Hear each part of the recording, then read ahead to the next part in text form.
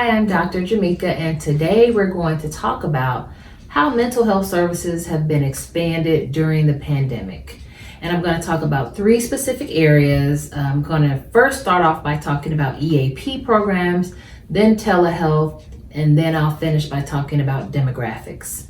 So EAP programs. EAP stands for Employee Assistance Programs. So these are the programs that businesses or organizations have for their employees that allows them to get counseling or therapy services.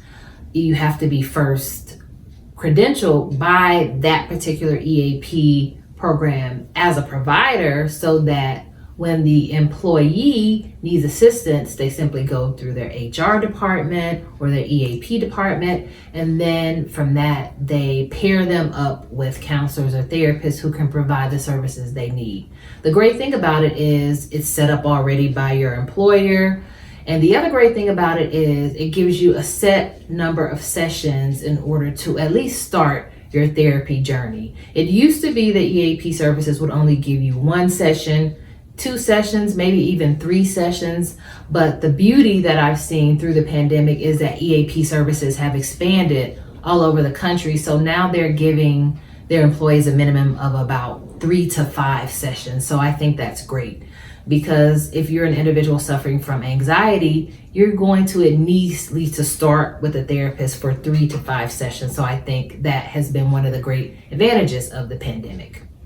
The second thing I want to talk about is telehealth services. Pre-COVID, it would be very difficult, depending on which state you live in, to receive telehealth services from a psychologist or a counselor. But now, because of COVID-19 and the expansion of these services, which started with Medicare, then through Medicaid, and also through commercial health insurance providers, it's been great.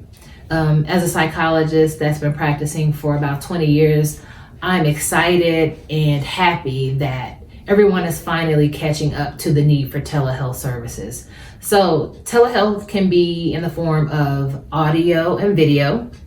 So it can be through certain platforms where I simply call my patients, they pick up, and I can see and hear them, and it's almost like Zoom or FaceTime. However, the platforms that I use as a psychologist are very secure and HIPAA compliant so that the data is held very safe and secure.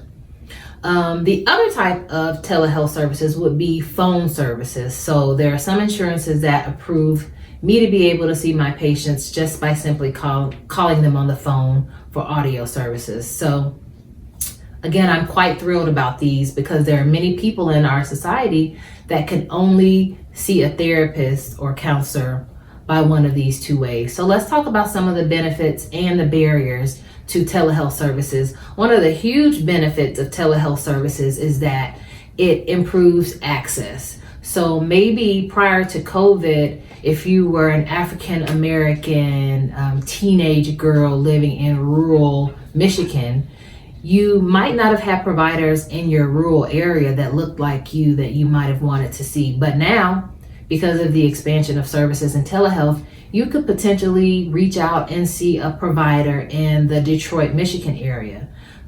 That would be of the demographics of your choice. Or you could see a provider in Atlanta or Chicago or St. Louis. So it's really improved access, and that has been a great thing for mental health services. One of the other benefits of telehealth services would be that it allows us to reduce or mostly eliminate the risk of COVID-19.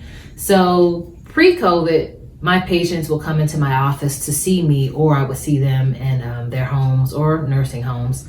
But now we can simply log on to the platform, have our video sessions, and we don't have to worry about wearing masks or being socially distant, but we can simply carry on our session and not have to worry about contracting COVID-19. So that has been excellent during the pandemic. One of the other benefits of telehealth services has been reducing the need for childcare. Prior to COVID, many of my patients that had small children, babies or toddlers, were always worried about who would take care of their child long enough that would enable them to come to see a therapist. So right now, that's not an issue, because with telehealth, they can simply log on, have their session, and still be within range or in the same room of their child, and that will be another thing that they don't have to worry about.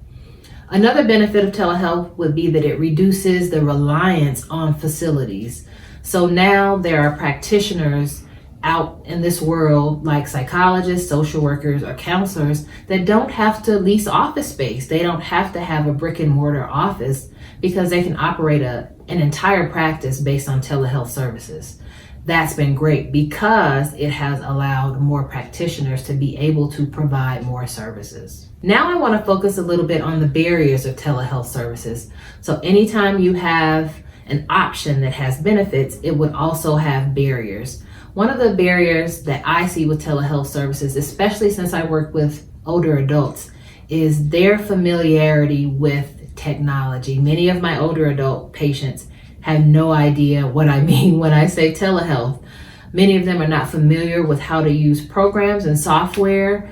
When you think about using words and phrases with them, like logging in, creating accounts, setting up programs, these are all things that are quite foreign to many of them, so they don't understand how to quite use it. That would be a huge barrier for this particular population. Another barrier could be internet service. Since we've been at home during the pandemic, if you watch the news, you notice that one of the things they were saying early on during the pandemic was that people were all on the internet. So it required that if you were working from home, you had to increase your internet service so that you had more bandwidth, faster speeds, more memory, all of that. But many of my older adult patients don't have internet services, or if they do, they really only have the basic services. If you have basic internet services, it could be hard to stream and do video, watch movies, and those things of that nature. So technology can be a huge issue, and internet services can be a huge issue. Another one of the barriers for telehealth services could be having a smartphone or a tablet. I think many of us in a certain age group assume that everyone has a smartphone, laptop, or tablet, and that is not true at all. Most of my older adult patients have no smartphone whatsoever. In other words, they have no way to log into their phone to do many of the things that you would do on a regular computer. So it's very difficult for them to be able to do telehealth without having a smartphone or a tablet. One of the other barriers to telehealth services would be privacy issues. So, although I said earlier that it could be easier for a mother with a small child to have her therapy session while being within range of her small child, it could also be a privacy issue, because what if her spouse is in the same room or the next room? What if her mother-in-law, her other children are also within range? It could be an issue as far as confidentiality and this person being able to feel secure and that their issues are going to be held in a confidential nature. The last factor that I want to talk about today would be demographic preferences.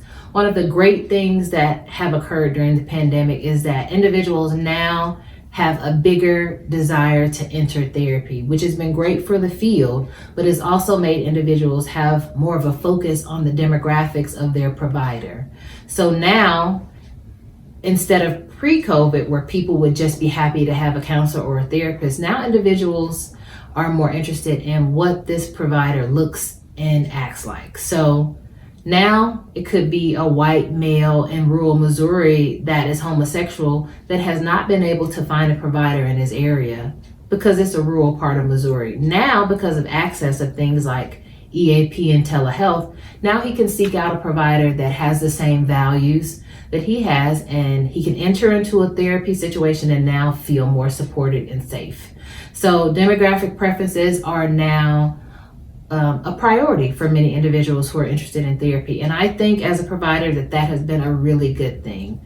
I don't see anything wrong with wanting to have a therapy provider that looks like you or that has values such as yours, because we want to make sure that individuals can access therapy and enter into a therapeutic relationship where they feel supported.